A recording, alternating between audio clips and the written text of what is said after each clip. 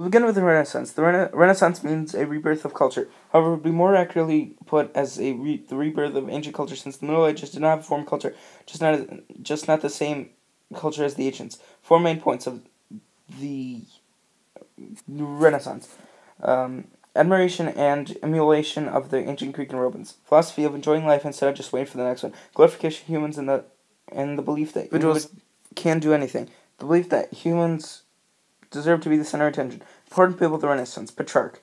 He was the first humanist of the Italian Renaissance. Characteristics of Renaissance are linear, far equals smaller way, and atmospheric, farther away is hazier perspective. Paintings have more detailed backgrounds, not necessarily religious, more focused on earthly themes and humans. Main artists of the Renaissance: Giotto, first Renaissance artist; Masaccio, first to have nude paintings; Da Vinci, perspective and angles.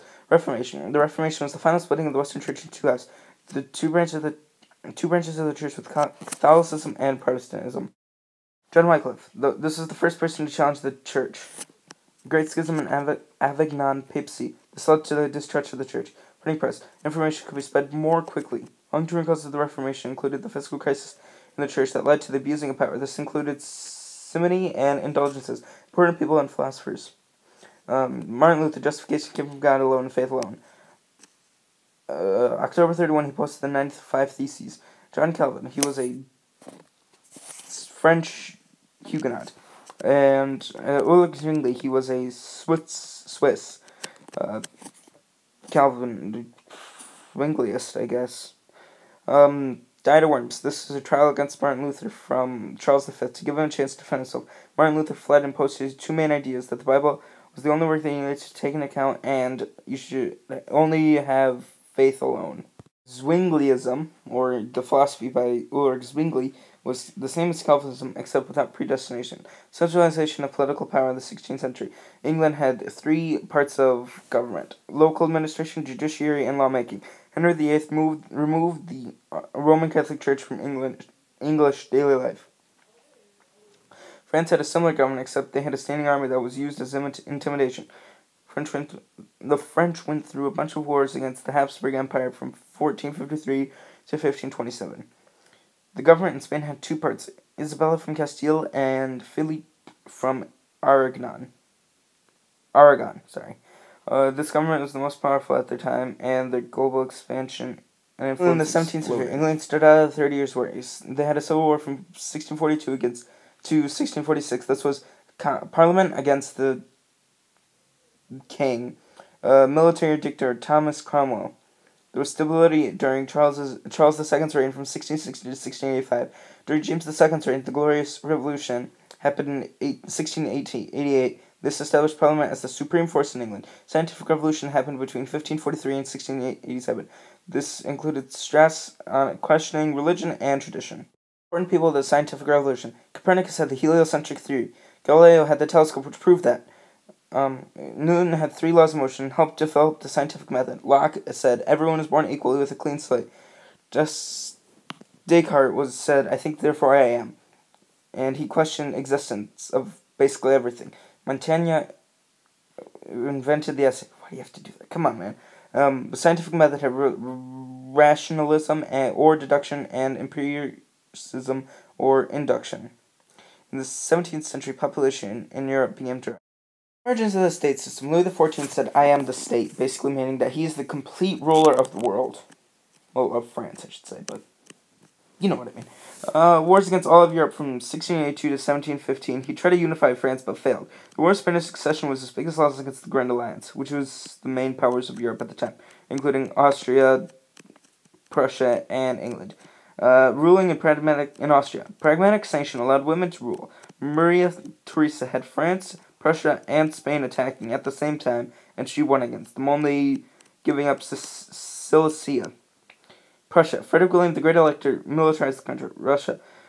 Peter the Great attempted to westernize the country by giving the window of the West against the Great Northern War in 1703. Peter makes friends with the Polish king Augustus, and they invade Sweden together and eventually win after a long and tiresome battle. The Industrial Revolution made people live longer by increases in medicine and lowering the death rate, and got more money into the economy. The structure of the economy changed to four main points. Adam Smith, laissez-faire economy. means that the government leaves the economy alone and it will eventually fix itself. England was the first to industrialize during the 18th century. Britain and France came out as the biggest empires in Europe. Now we're at the halfway point. The Enlightenment was a time that people started to criticize tradition. The main point of the Enlightenment is that everything can be explained by reason. Voltaire is the leading figure of the Enlightenment. The Enlightenment had two main art focuses, Rococo and Neoclassicism. The French Revolution had a lot of borrowing from other countries and unfair treatment of the peasants. This caused the peasants to revolt and storm the Bastille. This was the official beginning of the revolution. The radical phase started after the September massacres. Maximilian Robespierre established the Committee of Public Safety and executed thousands of people. He then was executed and the radical phase was done.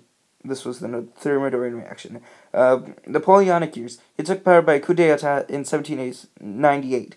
He established the Napoleonic Code, which made everyone basically equal. He beat many countries with his different war style by leaving supply lines aside. He lost to the Grand Alliance in 1814, and he met his complete defeat in 1815, after the 100 Days. The Congress of Vienna tried to restore power by balancing it. Romanticism, the counterpoint of the Enlightenment, emphasized emotions and natural art. The time of isms. Liberalism and socialism are the most prevalent here. Structure of society, aristocracy, middle class, and then peasants. Revolutions of 1830. The main countries that were in this are France, Belgium, and Spain. Revolutions of 1848. Liberalist revolutions happened, but they all failed. This is known as the turning point at which modern history failed to turn.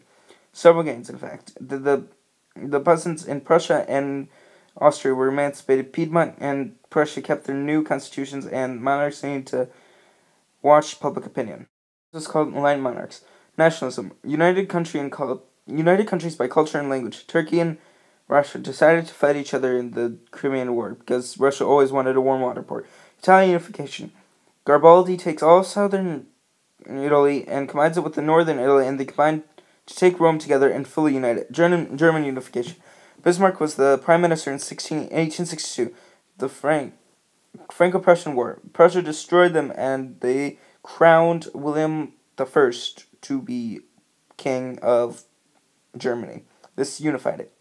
Women's movement. Women got the ability to work and vote with much opposition from many men. Liberal civilization. Marxism, socialism, and trade unions. German policies. Bismarck was forced to resign because he had a very complicated system causing peace with everyone and a very strong economy. By Leon II. Russia policies. Bloody Sunday, October Manifesto, and fundamental laws. 1. There were 4 policies that started: militarism, alliances, imperialism, nationalism. Events that led up to World War I.